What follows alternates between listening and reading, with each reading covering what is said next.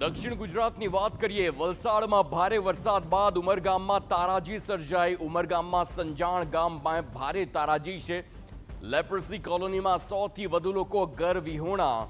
3 દિવસ બાદ ઘરમાંથી પાણી ઓસર્યા છે. પાણી ઓસરતા તબાહીના ભયાનક દ્રશ્યો સામે આવ્યા. ઘરવખરીને નુકસાન થતા લોકોની મુશ્કેલી પણ વધી છે. તો ભારે વરસાદ બાદ ઉમરગામમાં તારાજી સર્જાઈ. સંજાણ ગામે સર્જાઈ છે તારાજી. લેપ્રસી કોલોનીના 100 થી વધુ લોકો ઘર વિહોણા થયા છે. 3 દિવસ બાદ ઘરમાંથી પાણી ઓસર્યા છે. પાણી ઓસરતા જ તબાહીના ભયાનક દ્રશ્યો એ સામે આવ્યા છે. ઘરવખરીને નુકસાન થતા લોકોની મુશ્કેલી પણ વધી છે. આ દ્રશ્યો આપની સ્ક્રીન પર કે જ્યાં લેપ્રસી કોલોની ને તેમાં જ્યારે પાણી ઓસર્યા ને ત્યારબાદ શું સ્થિતિ સર્જાઈ છે. બુક્સ પલળી ગઈ છે, વાપરવા લાયક નથી રહી. ઘરવખરીનો સામાન બધો જ બરબાદ થઈ ગયો છે. ઉમરગામમાં તારાજીની આ વરવી વાસ્તવિકતા આપની સ્ક્રીન પર.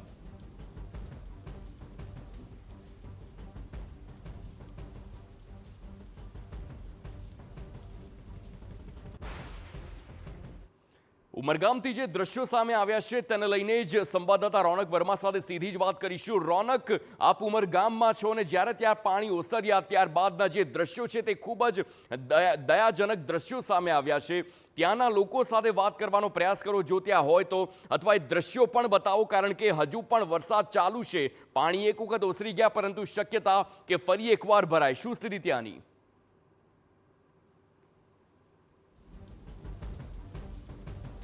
હાર્દિક, ઉમરગામના દ્રશ્યો બતાવતા પહેલા હું આપને વાત કહેવા માંગીશ કે ભારત દેશમાં સૌથી વધુ વરસાદ 24 કલાકમાં પડ્યો હોય તો પહેલો રેકોર્ડ ચેરાપુંજીનું સોહરા છે, બીજો રેકોર્ડ આંદામાન છે અને ત્રીજો રેકોર્ડ હવે અમે જે જગ્યા ઉપર ઊભા છે તે ઉમરગામનો છે. જે 2 દિવસ પહેલા ઉમરગામમાં વરસાદ આવ્યો તેના કારણે અનેક જે તારાજીના દ્રશ્યો છે તે સામે આવ્યા છે. આપ જે દ્રશ્ય જોઈ રહ્યા છો તે ઉમરગામના જે સીધા જ દ્રશ્યો જોઈ રહ્યા છો. ખાસ કરીને આ એ વિસ્તાર છે કે જ્યાં આગળ મોડી રાત્રે જે વરસાદ શરૂ થયો, ધીરે ધીરે પાણીના લેવલ વધ્યા. ગામ લોકોને એમ હતું કે દર વર્ષની જેમ સામાન્ય વરસાદ હશે, થોડી વારમાં પાણી નીકળી જશે, પરંતુ ગામ લોકોને અંદાજો નહોતો કે આ સંજાણ ગામે આ વખતે દેશનું સૌથી ભયાનક પૂર છે તે આવવા જઈ રહ્યું છે અને તેના જ પરિણામે જે લોકો છે તે પરેશાન થવા મજબૂર બન્યા. આપ જે કોલોની જોઈ રહ્યા છો તે કોલોની 1 નહીં 2 નહીં 3 દિવસ સુધી પાણીમાં ગરકાવ છે તે રહેલી હતી.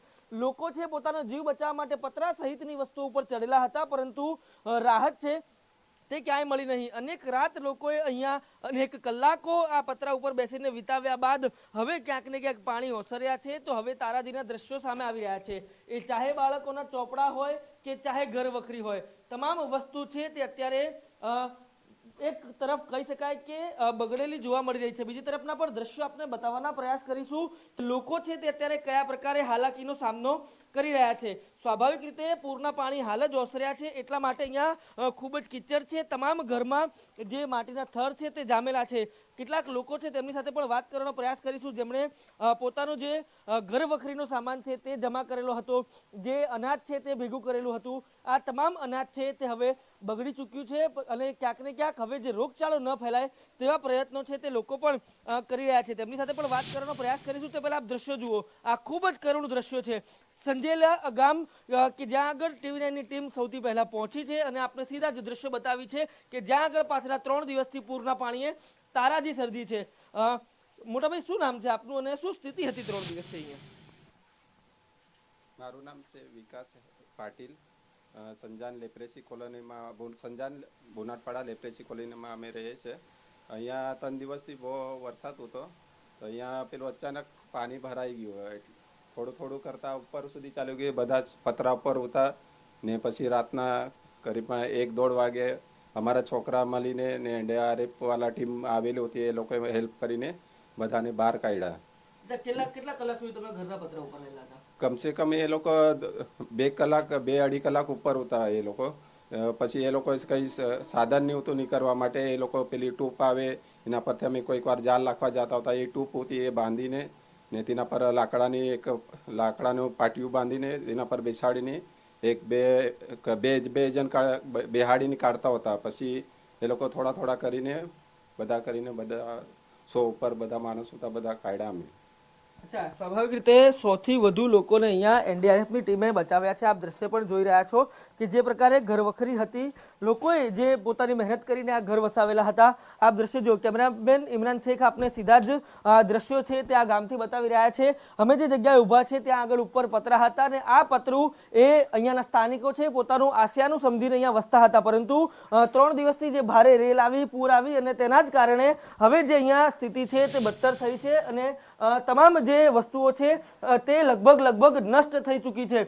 તમામ જે લોકો છે તેમના દસ્તાવેજો છે તે દસ્તાવેજો પણ ખરાબ થઈ ચૂક્યા છે અને અહીંયા પૂરના પાણીમાં તણાઈ ચૂક્યા છે. આ તમામ બાબતો વચ્ચે હવે વલસાડનું ઉમરગામ કે જ્યાં આગળ ઇતિહાસનો સૌથી વધુ વરસાદ પડ્યો છે અને તે વરસાદના પાણી ઓસર્યા બાદ હવે જે ભારે તારાજીના દ્રશ્યો છે તે સામે આવી રહ્યા છે. બીજી તરફ અન્ય જે મકાનો છે તે પણ આપને બતાવવાનો પ્રયાસ કરીશું કયા પ્રકારે માત્ર એક બે નહીં પરંતુ અનેક ઘર એવા છે જ્યાં આગળ અત્યારે પૂરના પાણી છે તેણે વિનાશ વેર્યો છે. અનેક જે લોકોની ઘર વખરી છે એ ચાહે રાત્રે સુવા માટે ગોદડા સહિતની બાબતો હોય કે પછી અન્ય હોય, તમામ જે વસ્તુઓ છે તે અત્યારે કાદવમાં બગડેલી જોવા મળી રહી છે અને તમામ જે લોકો છે તે અત્યારે સરકાર પાસે ક્યાંક ને ક્યાંક મદદની આશા છે તે લઈને બેઠા છે. સ્વાભાવિક રીતે જીવ બચાવવા માટે એનડીઆરએફ અહીંયા પહોંચ્યું અને એનડીઆરએફ દ્વારા જે તમામ રેસ્ક્યુ સહિતની જે બાબતો છે તે તો કરવામાં આવી, પરંતુ આ દ્રશ્યો જુઓ. આ દ્રશ્યોથી આપને અંદાજો આવશે કે એ રાતે જે પૂર આવ્યું હતું એ પૂરે કેવી તારાજી સર્જી છે.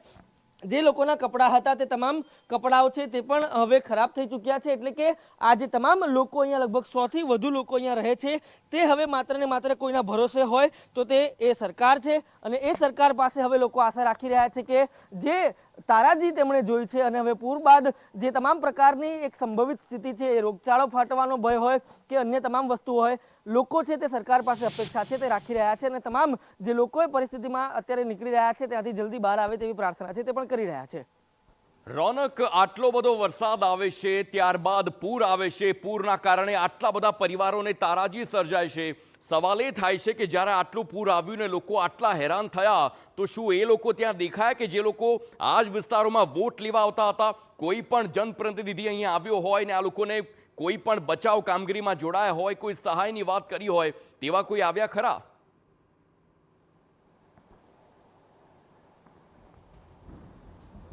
બિલકુલથી જવાબ આપના સવાલનો આપને પણ ખ્યાલ છે, પરંતુ વાસ્તવિકતા શું છે તે આપણે અહીંના લોકો છે તેમને જ પૂછવાનો પ્રયાસ કરીશું કે જ્યારે પૂરની પરિસ્થિતિ હતી ત્યારે કોઈ ચૂંટાયેલા આગેવાન અહીંયા આવ્યા હતા કે કેમ?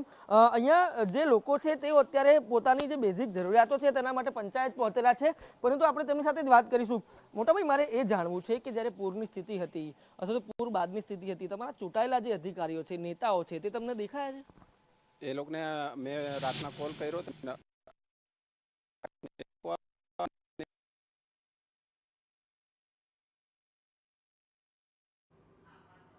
લાગે છે અત્યારે સંપર્ક તૂટી ગયો છે, પરંતુ અમે ફરી એકવાર પ્રયાસ કરીશું. પરંતુ આ જે દ્રશ્યો જુઓ, એ દ્રશ્યો અનેક સવાલો ઊભા કરે છે. પૂર આવ્યું, આટલા બધા લોકો હેરાન થયા, 3 દિવસ સુધી પાણી ઓસર્યા નથી ને ત્યારબાદ કેવી તારાજી છે તે આ વાસ્તવિકતા TV9ની સ્ક્રીન પર.